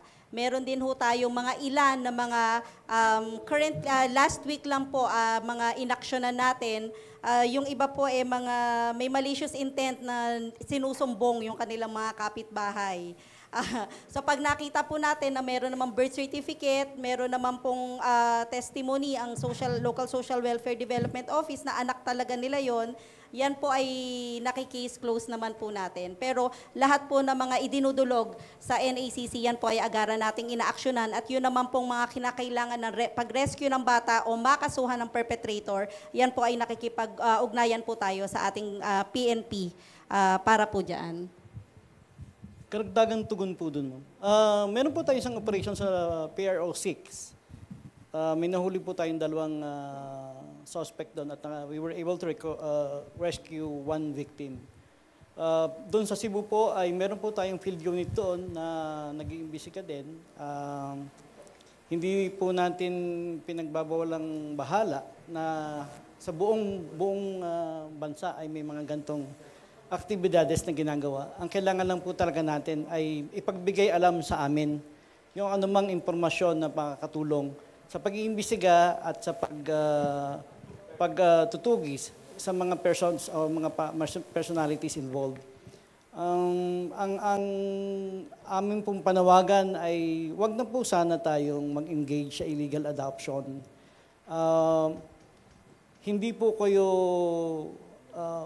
kasama po kayo sa makakasuhan, yung pong bumibili as well as yung pinagbilhan. So mas maganda po na pag may nag-offer sa inyo ay ipagbigay alam na lang sa amin kung sino yung ino-offer at sama-sama po tayong iligtas yung ating mga kabataan sa ganitong masamang gawain. Ilan mo po. Okay, so I guess that's the last question po. That wraps up our forum for today. But before we end, ready na po ba talaga yung accomplishment video natin? Alright, okay. So ito na po ang accomplishment video.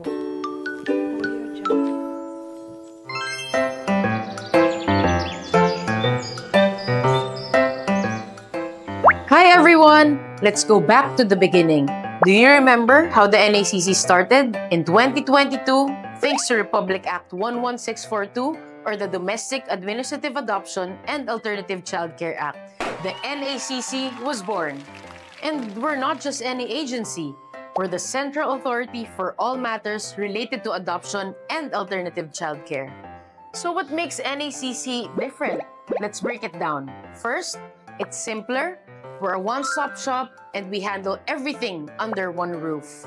Second, expeditious. No more court process. Domestic adoption is now administrative. Third, accessible. With 16 ROCOs across the Philippines, families can get help wherever they are. Fourth, less costly. We don't collect any fees related to adoption and foster care. We don't just work, we celebrate adoption. We work hard to change the lives of hundreds of children by finding them permanent, loving homes. During the Adoption and Alternative Child Care Week, we hosted the Bicicleta Bike Ride for a Cause.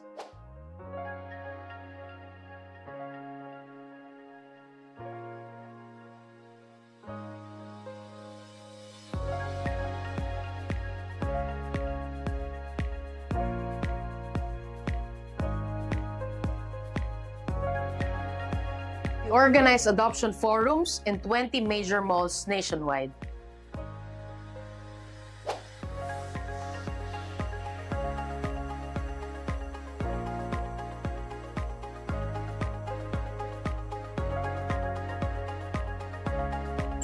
We joined various festivals across the country.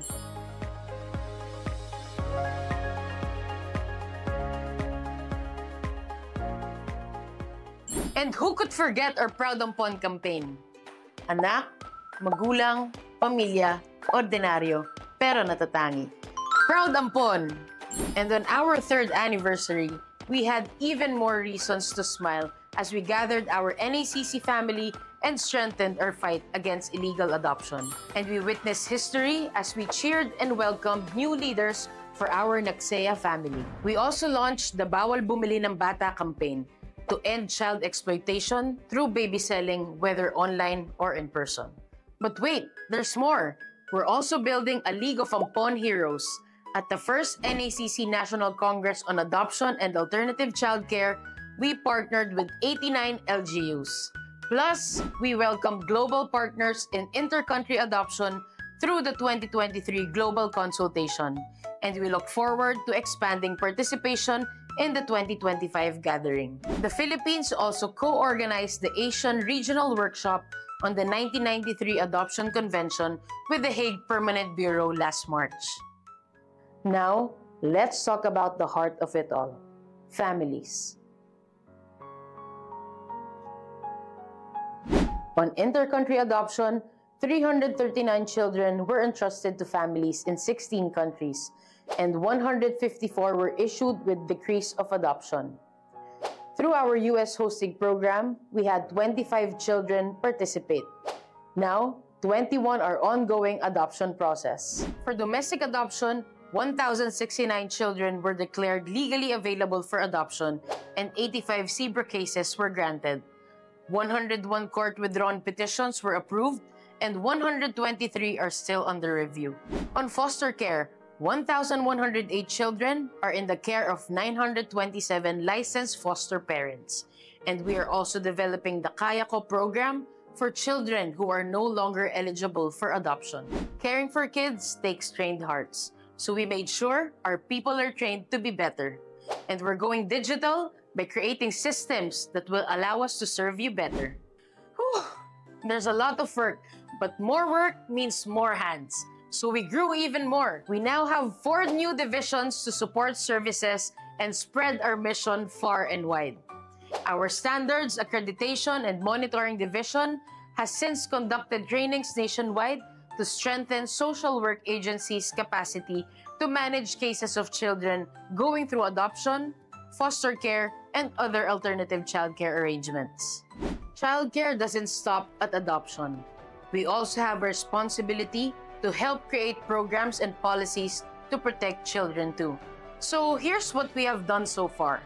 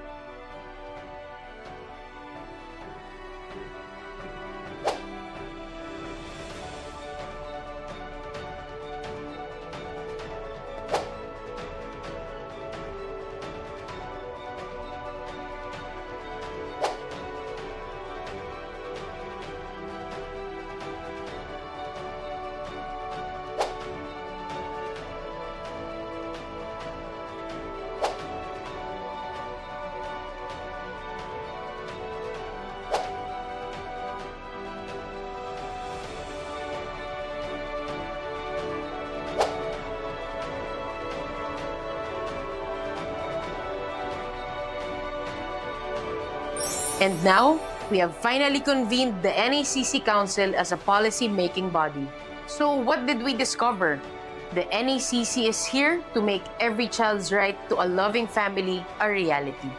Because we believe that every child deserves love and every child deserves a family. Here's to more years of helping Filipino families together. Here's to building a world where every child matters.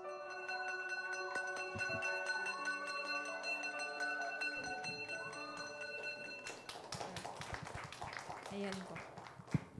Ayan po. Okay. This time we'd also like to share with you the Bell of Joy.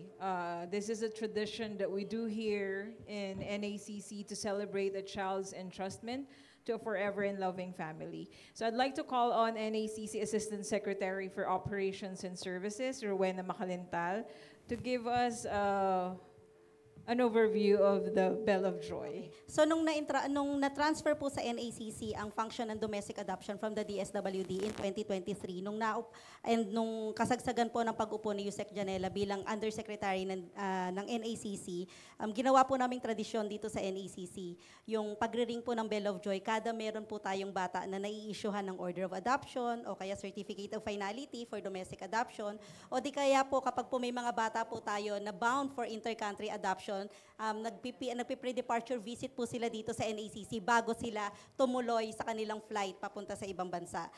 Gayon din po yung mga batang napaampon na natin from several partner countries. Kapag po umuwi sila dito sa Pilipinas, dumadalaw po sa NACC at pinariring po natin yung Bell of Joy. This is just a celebration po ng sama-samang pagtutulungan po natin para tayo ay makapagbigay ng isang magandang kinabukasan ng isang pamilya sa mga batang naabandona, sinurrender, mga foundlings, mga naulila na po, mga abused and exploited. And it's such a wonderful, magical experience to have contributed sa pagbago po ng malungkot na narrative ng mga batang ito at pagbibigay ng buhay, pag-asa at tahanan sa kanilang lahat. And we want to share with you the magic of our Bell of Joy. Here goes.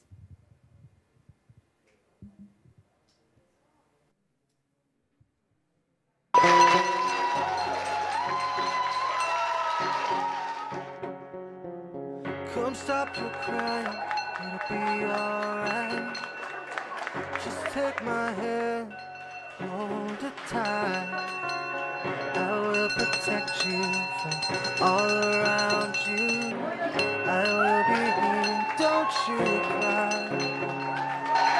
Force so small, seem so strong. My arms will hold you, keep you safe and warm. This bond between us can't be broken. I will be here, don't you cry. 'Cause you'll be in my heart. Yes, you'll be in my heart. From this day on, now and forever. You'll be in my heart. No matter what that is said, you'll be here in my heart.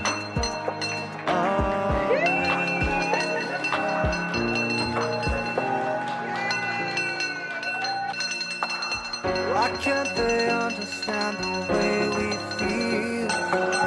They just don't trust what they can't explain. I know we're different, but deep inside us, we're not that different at all. And you'll be in my heart. Yes, you'll be in my heart. From this day on, now and forevermore.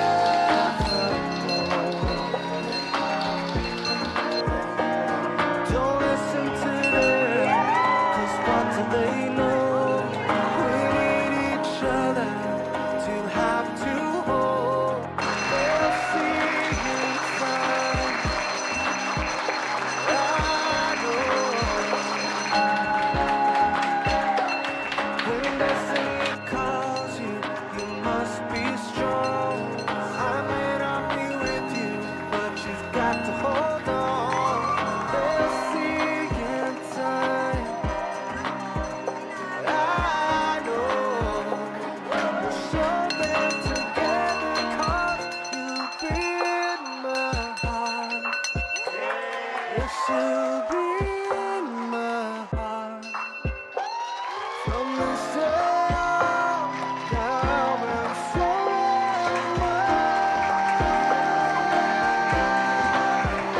Oh, be in my heart, no matter what they say. You'll be here in my heart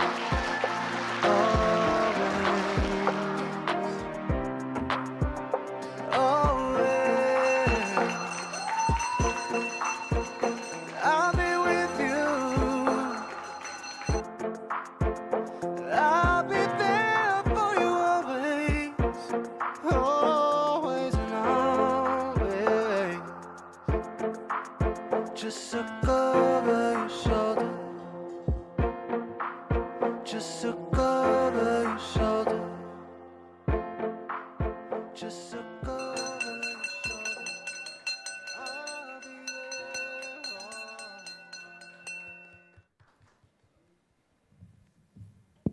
Ayan. Naiyak na po ba ang lahat? All right, thank you po. Thank you everyone. And before we end, the NACC wishes to thank our partners in this year's Philippine Adoption and Alternative Child Care Week celebration. Maraming salamat po sa BFF Foundation, Philippine National Police, PNP, Movie and Television Review and Classification Board, MTRCB, Philippine Information Agency, PIA, SM Supermalls, Ayala Land Malls, Central Malls, Jollibee, Robinsons Mall, Coca-Cola, Digital Out of Home, and Unilab. At, of course, sa mga local government units na tumulong sa atin, especially sa ating Bisikleta and Fun Run cause. Fun Run for a Cause. For NCR, maraming salamat sa Manila LGU and Quezon City LGU. For Region CAR, we have City of Baguio. For Region 1, Provincial Government of Ilocos Sur. Region 2, Provincial Government of Cagayan. City Government of Tuguegarao. Region 3, City of San Fernando, Pampanga. Region 4A, Government of Cavite through PSWDO of Trece Martires, Cavite. Region 4B, San Jose Occidental, Mindoro. Region 5, Legazpi City. Region 7, Asturias, Cebu, Toledo City. Region 8, Provincial Government of Leyte, City Government of Tacloban, Santa Rita, Samar. Region 9, Zamboanga City. Region 10, LGU Villanueva, Misamis Oriental. Region 11, Davao City. Region 12, Kidapawan City, Coronadal, and Cotabato. And Region Caraga, Provincial Government of Surigao del Sur, City of Tandag.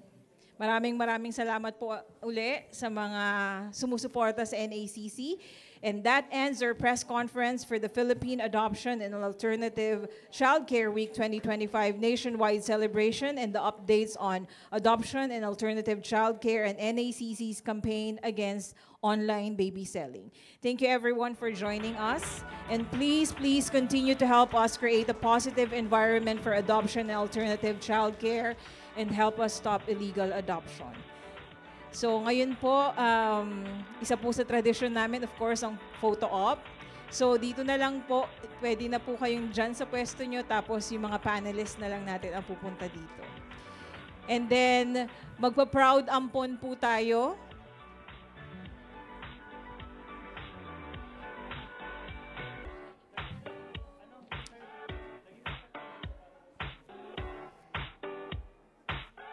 So magre-request po kami na mag-video po tayo ng Proud Ampon. Sisigaw lang po tayo ng Proud Ampon, anak, magulang, pamilya, ordinaryo, pero natatangi. Proud Ampon.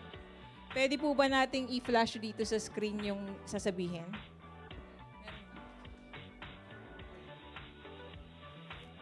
Okay.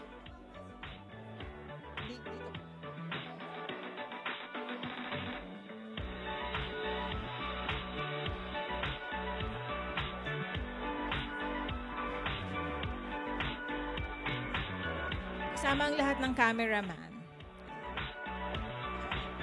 Oo, may picture naman sila.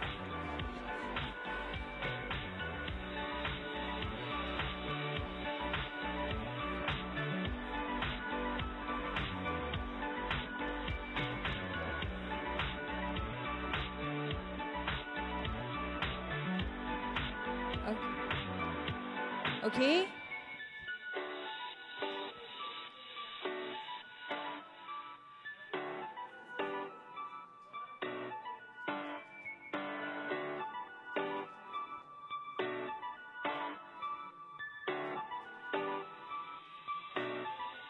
Okay. Proud Ampon. Alright, nandito po sa screen yung isisigaw po natin. Proud Ampon, anak, magulang, pamilya, ordinaryo, pero natatangi. Proud Ampon. Tapos yun, masayang-masaya na kayo after. Okay? Practice? Okay. 1, 2, 3. Proud Ampon, anak, magulang, pamilya, ordinaryo, pero natatangi. Proud Ampon. Woo! Okay. O, practice lang yon. Isa pa. Kasama po yung mga cameraman natin, ha? Sige po. Okay. Game na. Oo, practice lang po yon. Mas malakas this time. Okay? 1, 2, 3.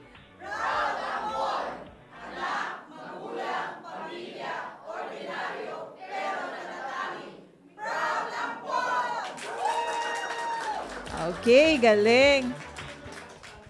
Pwede daw po na bang nakaharap din kayo? Pipicturean daw kayo ng mga nandun. Ayan. Alright, again, thank you everyone.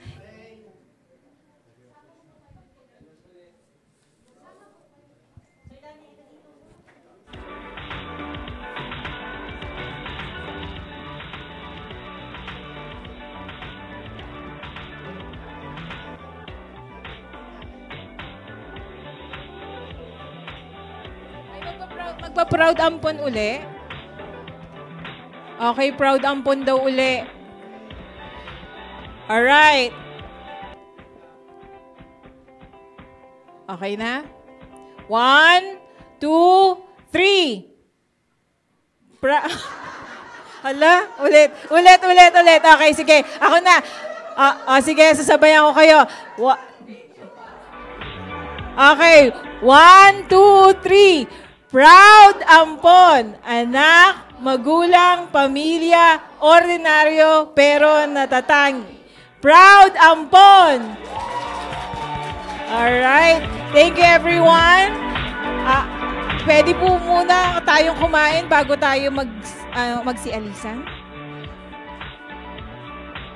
Maraming salamat po at magkita-kita po tayo uli